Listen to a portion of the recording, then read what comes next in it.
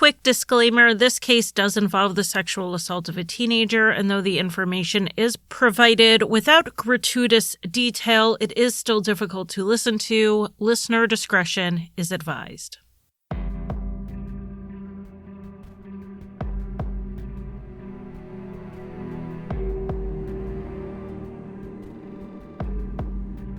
In 1993, Sequoya Vargas told her mother she was spending the night with a friend. When she didn't come home, her family reported her missing to the Hawaii County Police, who initially believed the teen had run away. The case would be reclassified as a homicide when someone came forward with a confession, but it would still take nearly 7 years for justice. I'm Charlie, and welcome to Crime Lines.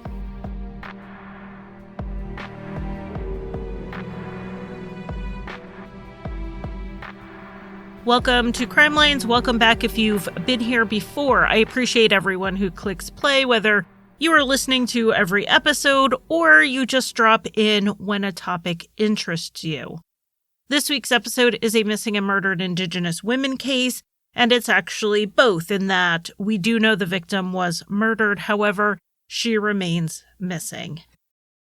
This is the case of Sequoya Vargas, who lived in the Puna district on the Big Island of Hawaii. Sequoya was not native Hawaiian, though her uncle said that people often assumed she was. She was actually from an indigenous group called the Raramuri, which is also known as Ralamuli and also as Tarahumara. Tarahumara is the Spanish colonizer word for the group, and I see Raramuri used most often, so we will go with that. For those new to Crime Lines, most episodes do not include a history lesson at the beginning, but the MMIW cases do. So we are going to go over some of that before we jump into the case. The Raramuri are the original inhabitants of what is the present-day Mexican state of Chihuahua, which is on the border of the U.S. It borders both New Mexico and Texas. When Spain began colonizing Mexico, the Raramuri resisted by not fighting, but by moving. They moved farther into the mountains, where they flourished in parts of the Sierra Madre Occidental. The Raramuri population is estimated to be between 50 and 70,000 people today. It's difficult to really know because Mexico does not have tribal enrollment. While they do recognize indigenous people and there are laws protecting sovereignty to some degree, it's not the same in the U.S. or in Canada as far as having people enroll or claim a certain tribe. So this number comes largely from self-reporting. About 15% of Mexicans identify as indigenous, which is in contrast to 2% in the U.S., and roughly 5% in Canada. The word Raramuri may mean runners on foot or those who run fast. The meaning is not fully settled on, but the idea of their name referring back to running does make sense. And anyone who has read the book Born to Run already knows what I'm talking about. I have not read the book. So when I read that the Raramuri were known for their long-distance running, I had to look into it, and not from an internet article, but a peer-reviewed anthropology paper discussing it. Not that anthropology is free from racial stereotypes, believe me, I am fully aware of that, but this article actually addressed that issue as well. The paper is called Running in Tarahumara Culture, Persistence Hunting, Foot Racing, Dancing, Work, and the Fallacy of the Athletic Savage. It will be linked in the sources. This article included observations as well as interviews with 10 Raramuri runners. It shows that Raramuri running is not done in a training sense like people would train for marathons, but as much more of a spiritual and cultural place. It's believed to have originated out of necessity. The people had to chase down animals during hunting, but then foot races became a social activity, and along with other endurance activities, they took on a spiritual value as well. Long-distance running is considered a form of prayer. There is an ESPN documentary on not just their running, but the impact Born to Run had on the community of people who were just trying to live their lives and then became an American runner's tourist destination. That documentary is called The Infinite Race, and I think it approaches issues that give more of a picture of what's going on in Raramuri life, more than just this idea of barefoot running or the ultra runner. The truth is that the Raramuri survived colonialism by moving up into the mountains, but now they are under modern threats like tourism. There have literally been tours to go see them, not unlike the Amish tours we have in the US, but unlike many of the Amish tours, which are run by Amish people, the Raramuri are not running these tours, they're not profiting from them, and they're not entirely welcoming of them. They have not, as a group, sought this publicity. They also have other threats, like mining and extraction companies that have been coming closer and closer to their homes. And they also have faced drug cartel violence as the cartels have cleared illegal roads through their land, and they've killed people who have objected. The Raramuri need actual help. They need protection, like everyone else does, from those seeking to profit off of them and their lands. As most of you who have been listening for a while should know, I do donate money monthly to charities, and this month's donation is going to Tierra Nativa, which has an Indigenous rights and conservation program, as well as a program that teaches children and trains teachers in the native language of the Raramuri. I will leave a link in the show notes in case anyone else wants to donate. So like I said at the top, Sequoya Vargas was a Raramuri teen, but she did not grow up in Mexico. She and her 3 siblings were actually raised in Fallbrook, California, which is by San Diego. She grew up in a home with a mix of English and Spanish being spoken, but rather than speak either, Sequoya made up her own language that no one else fully understood, not even her siblings who she played with all the time. She used this made-up language persistently enough that her mother eventually hired an English tutor to make sure Sequoya could speak well enough for school. Sequoya's language was just an early glimpse into the creative and deep thinker she would become. In 1989, when Sequoya was 13, her family moved to Hawaii after her mom had heard it was a good place to raise children. They lived in the Puna district, which is on the east coast of the Big Island. Sequoya very quickly picked up what is locally known as Pidgin, which is actually Hawaiian Creole. So a Pidgin language is a blend of multiple languages used when people need to communicate. It's like Spanglish. It exists within that setting and between those people, but it's an acquired language. No one speaks it as a stable first language. Pidgin Hawaiian started during the time of the plantations, when immigration to the islands was high and Hawaiian natives and immigrants were working together. When there is widespread use of a Pidgin language over time, it does sometimes become stable, forming grammatical rules and a vast vocabulary. And then children are brought up speaking it as a first language.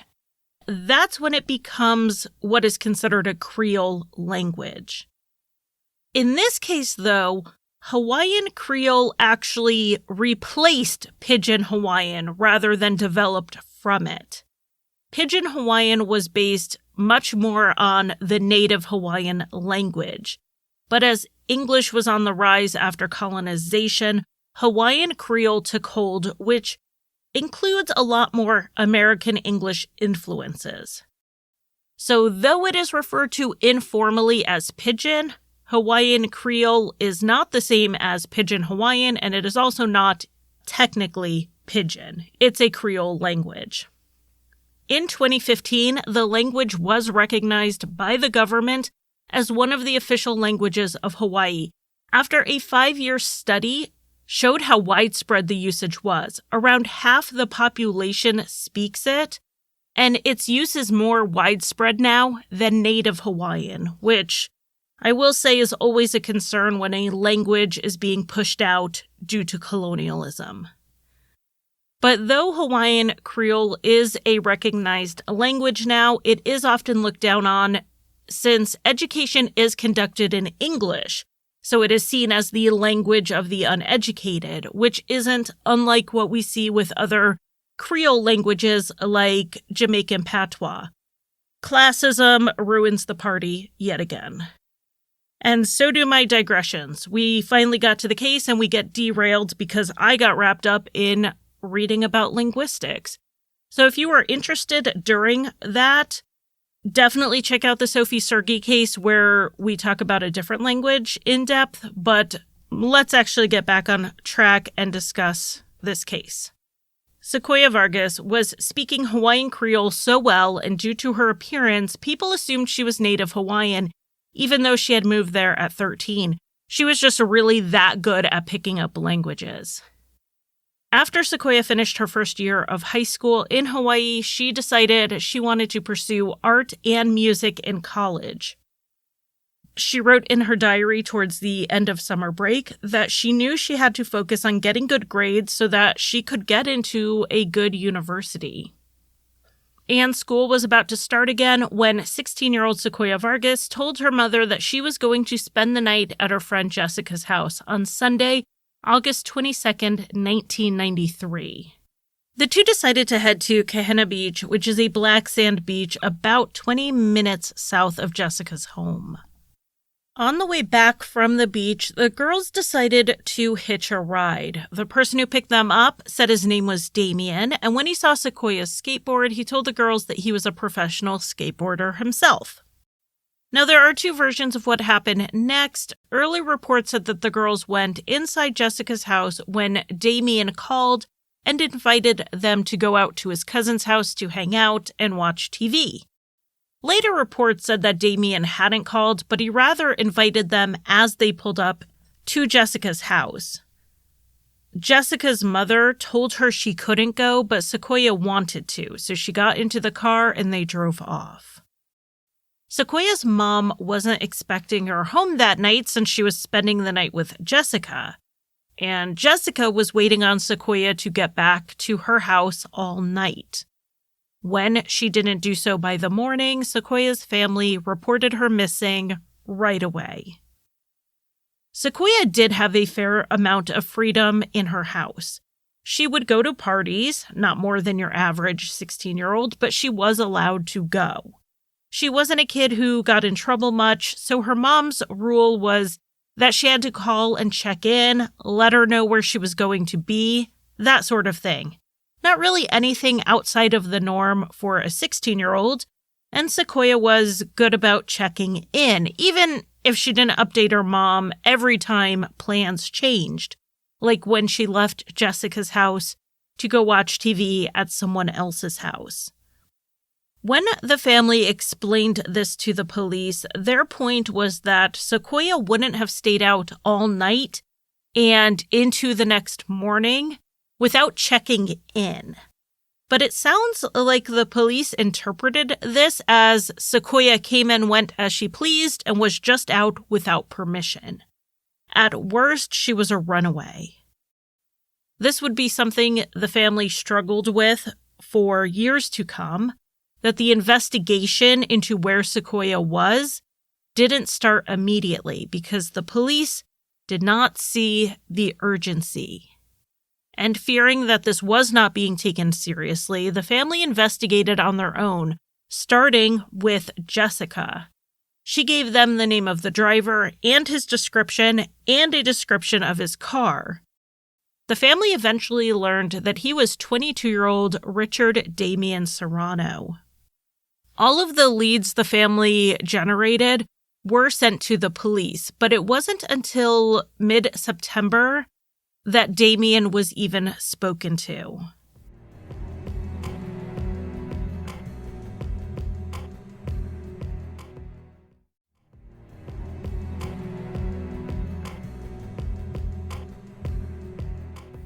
Damien had only been in Hawaii to visit his daughter. He actually lived in California with his mother. He had returned there days after Sequoya was last seen. So in mid-September, which was 2 to 3 weeks after Sequoya disappeared, Damien was interviewed by the local police in Santa Cruz, California. They did take Damien to the station for this interview, so it was recorded, but he was not in custody. Damien said that he did take Sequoya to his cousin's house, but they only stayed there for 20 to 30 minutes before they went to buy some beer. He said they were driving near his daughter's home when Sequoya saw another friend who was driving a pickup truck. She decided she wanted to hang out with that friend instead, so Damien let her out and she got into the truck. That was the last he saw of her. This statement seemed sufficiently vague, but he did give some location information and a description of that truck. It was certainly going to take a lot more than that for the investigators to consider Damien Serrano cleared. So they spoke with his cousin, Jason McCubbins, whose house it was that they watched TV at, and also another man who was there that night named Matthew Gibbs. Matthew Gibbs was 19 years old, and he was the only one of the 3 men who actually knew Sequoya before that night. And when he spoke with authorities 4 days after Damien was interviewed, Matthew ended up confessing. You would think that a confession coming in within a month of a disappearance would mean that this case would be resolved quickly. But that was not the case. So let me tell you what Matthew said happened, and then we'll get into the delays to justice. Matthew said Sequoya had come to the house with Damien where he and Jason McCubbins were already hanging out. They offered Sequoya some alcohol, and she was drinking and hanging out with them while dancing, and she fell and hit her head. Sequoya was unconscious, and they carried her into a bedroom. While she was passed out, the men decided they were going to sexually assault her. Damien raped her first, then Jason, but Matthew said that all he did was, quote, grab her okole part. And okole means butt. Matthew told the police that he had Jason's knife on him, and he started poking it into the mattress, just playing around, but said he definitely did not cut or stab Sequoya. Damien then attempted to rape Sequoya again, but she woke up at this point and started screaming. Jason yelled that they had to shut her up, and he punched her, with this blow rendering her unconscious. They then carried her out to a family member's Subaru and put her in the trunk. And they drove out to the cliffs on the easternmost point on the island. Jason and Damien took Sequoya from the trunk and carried her over to the sea cliff. There, together, the two heaved her over the edge of a 20-foot cliff into the water. Or at least, they tried to get her into the water.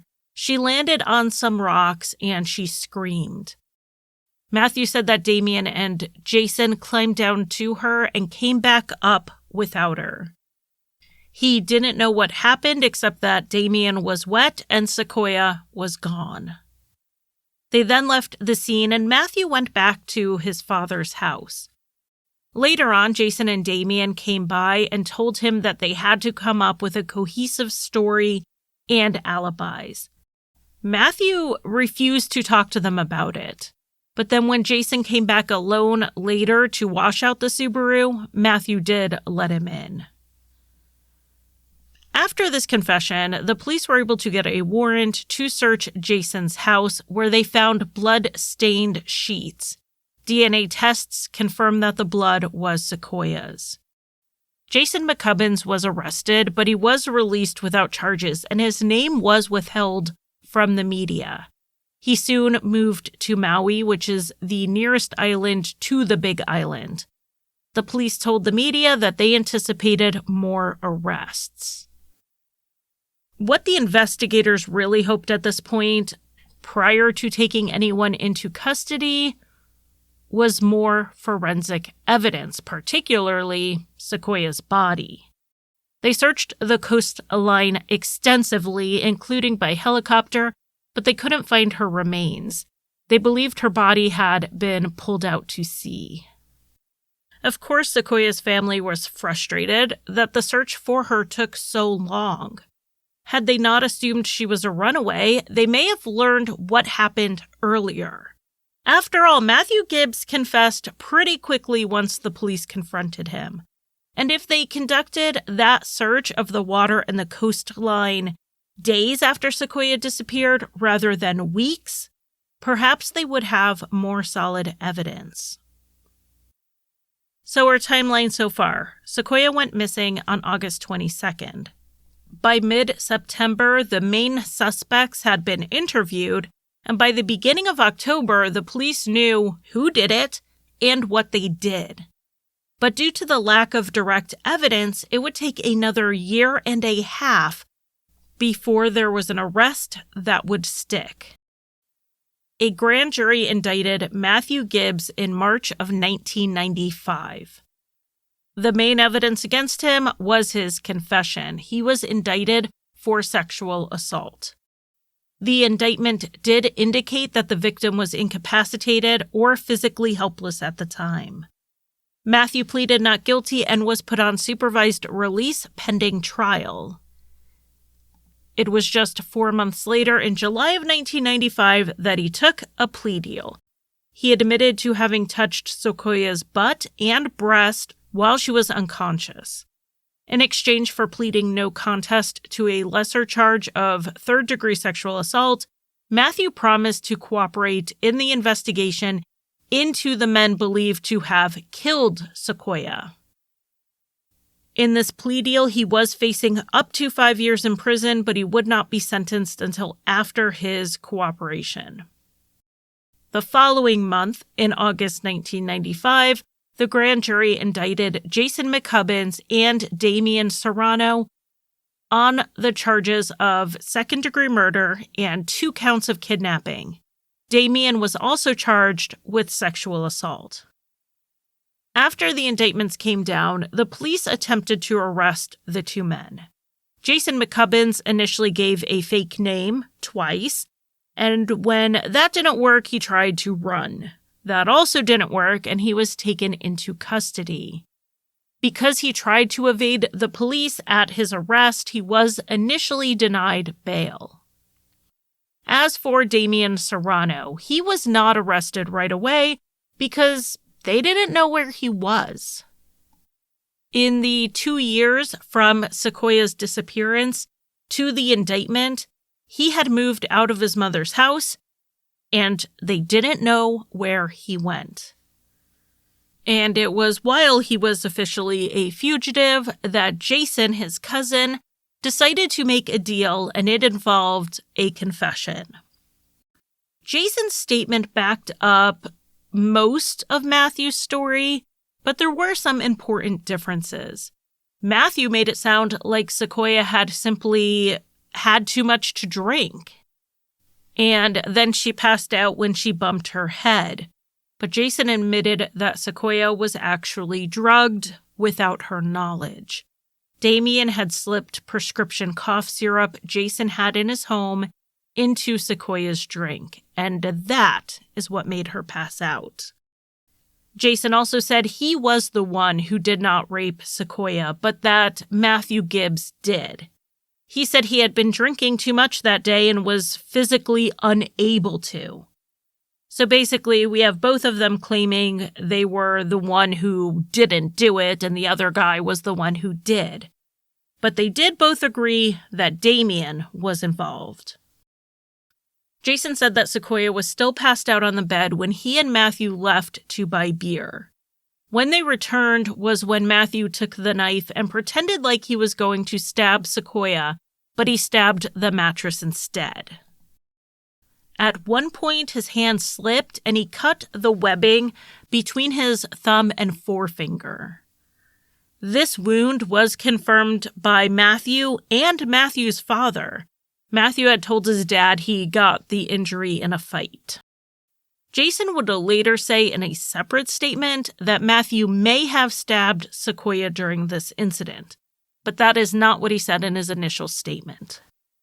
Jason said that he and Matthew left to go get a bandage for Matthew's hand after he cut himself. When they returned, Damien was coming out of the bathroom. Sequoya was wrapped in a sheet, and Jason then helped carry her to the trunk.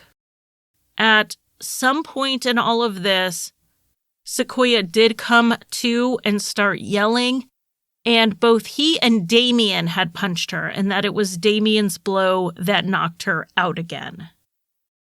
When they got to the cliff, he said they carried her to the cliff's edge with him holding her arms and Damien holding her ankles. They swung her so that she would go over the cliff, but when they did that, her arm slipped from Jason's grasp, so she didn't clear the rocks.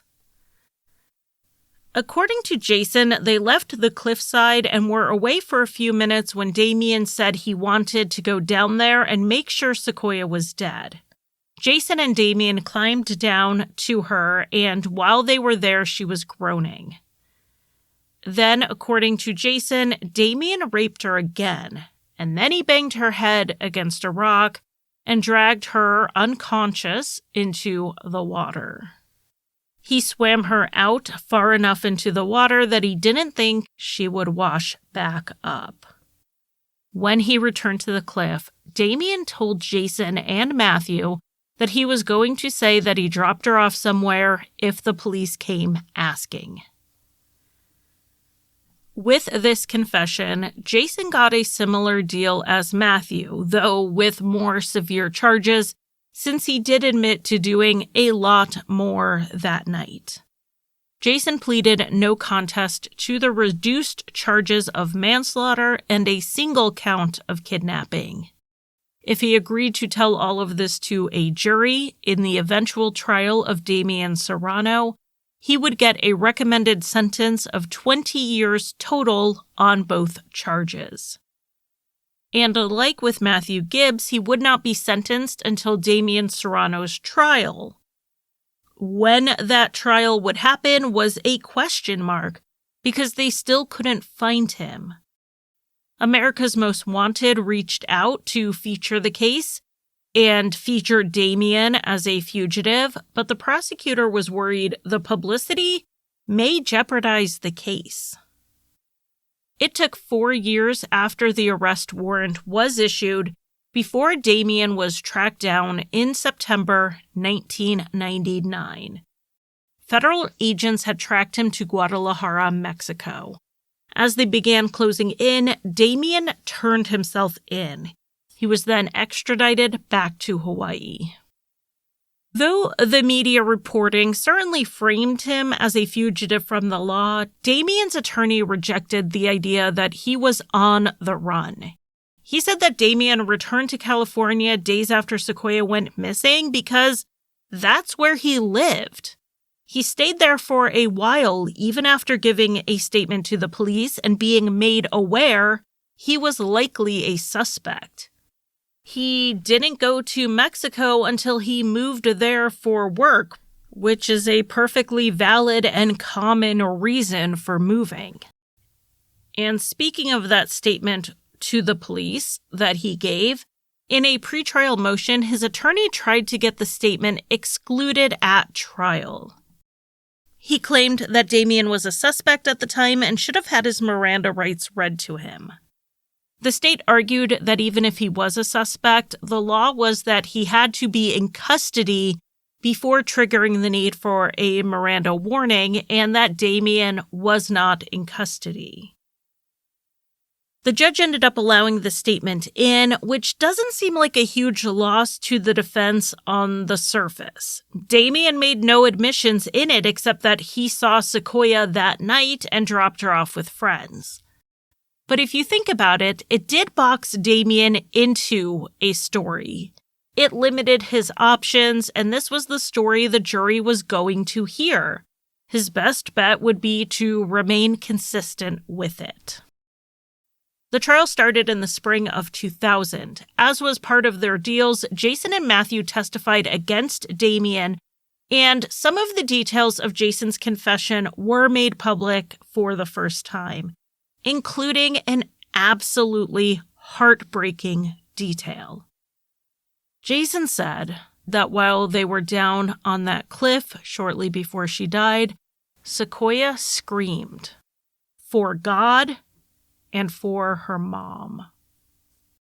When he was asked why he participated in this horrific night, Jason said it was because Damien told him to. Some of Jason's testimony at trial was backed up by his mother, Maureen. She was living in Florida at the time of the trial, and she testified through a deposition that was then read to the jury. She said that late on the night Sequoya went missing, she saw Damien threatening Matthew Gibbs. She testified that she never saw Matthew cower like he did that night. She also testified that Damien was wet, which is in line with the story of him swimming Sequoya's body out to sea. Maureen also said that Jason told her that he thought someone died that night, and she told him to shut up. When she confronted Damien about everything the next morning, he pushed Jason, cursed at him, and left the house. She said she didn't see Damien again, but he did call her from California a couple of days later, asking if they found anything.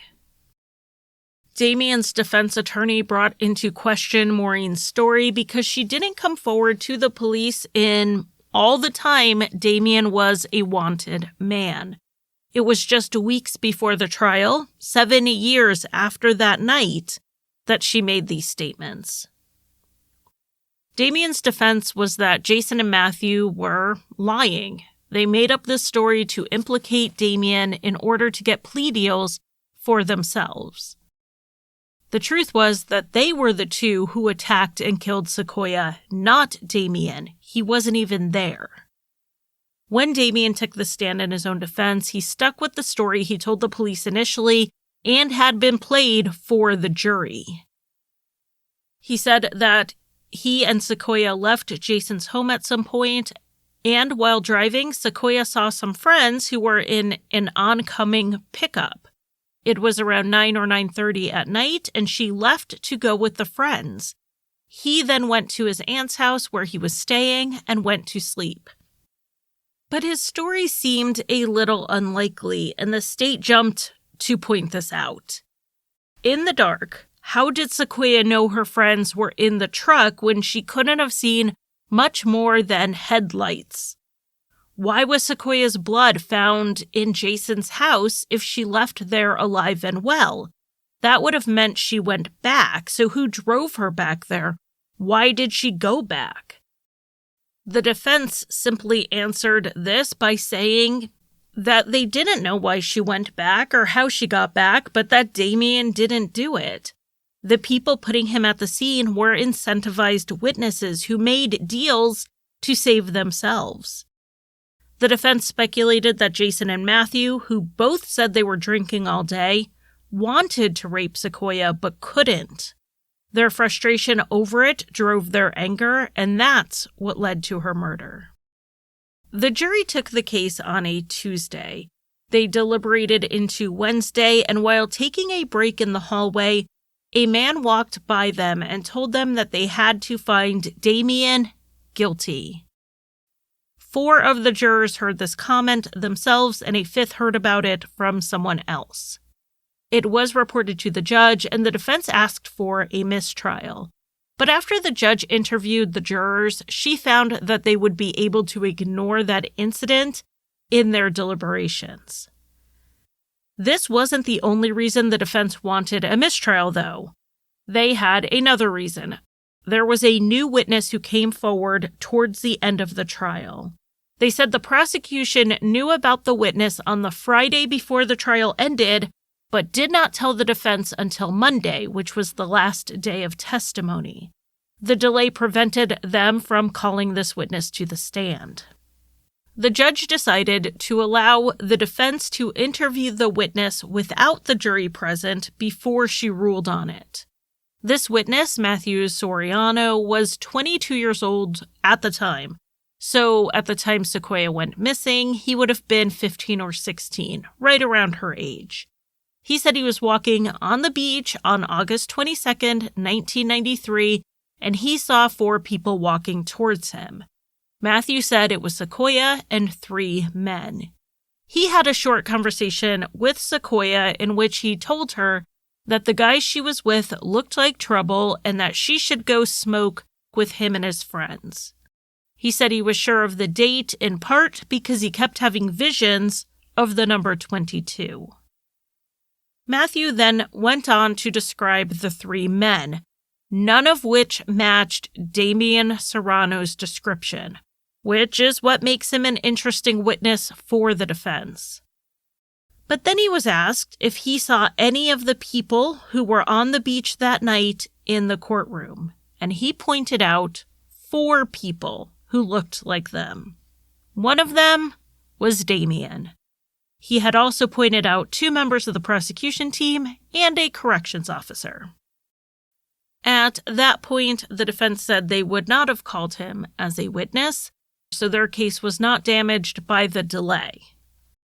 It was on Thursday that the jury came back with their verdict.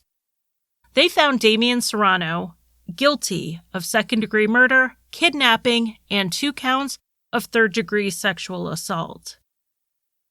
When the verdict was read, Damian dropped his head and teared up. At sentencing, the judge gave Damian the chance to speak, and he first declined.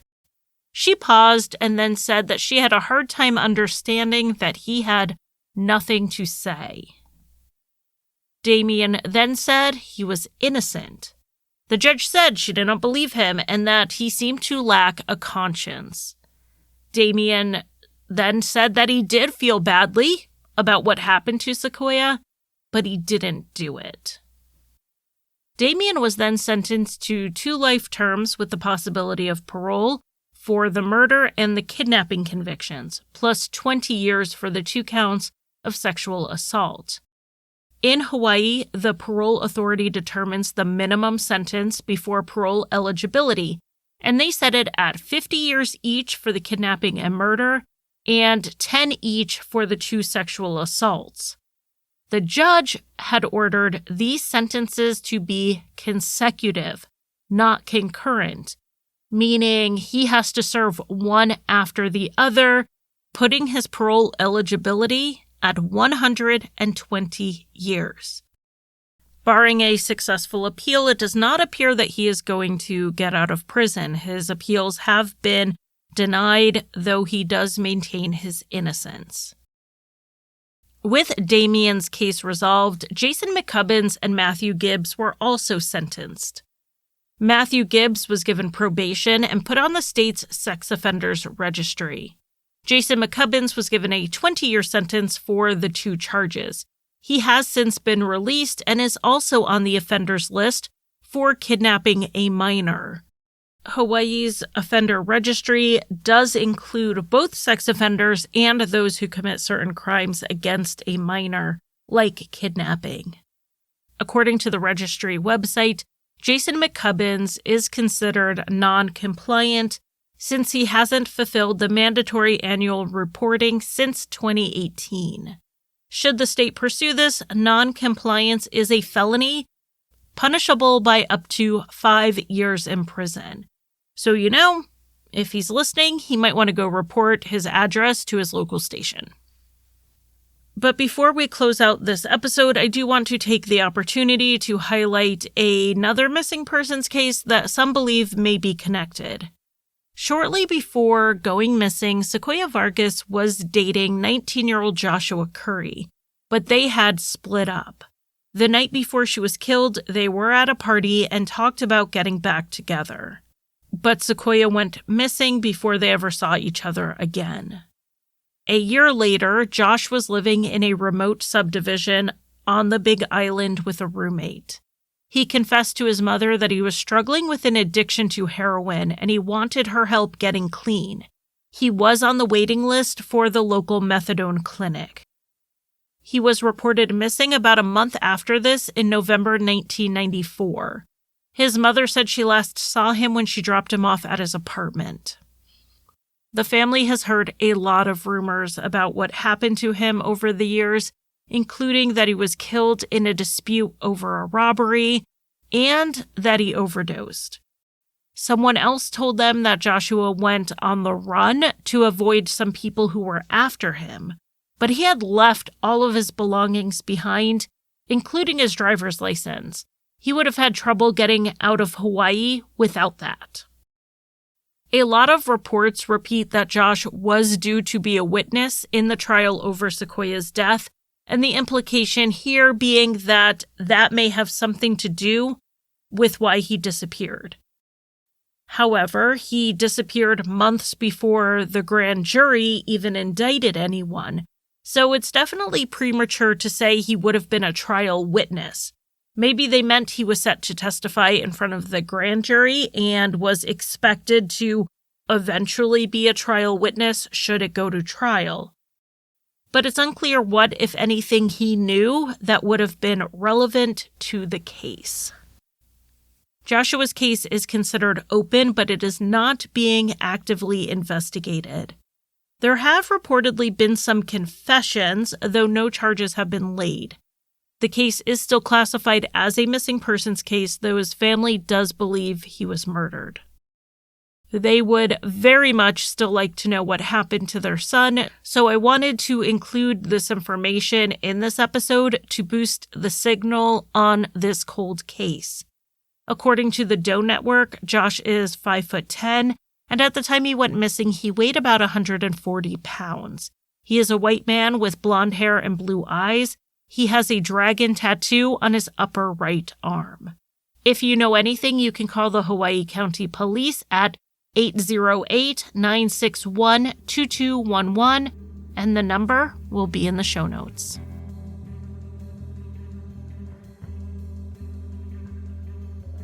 Thank you for listening. You can find Crime Lines on Facebook, Twitter, Instagram, and occasionally TikTok. Crime Lines is on Patreon, where I offer early and ad-free episodes as well as bonus content. Visit patreon.com/crimelines. If you want to buy me a coffee, the official drink of Crime Lines, you can give a one-time donation at basementfortproductions.com/support. And if you need a palate cleanser after listening to heavier true crime shows, check out Rusty Hinges, an allegedly funny history, mystery, and true crime show that I co-created and write for.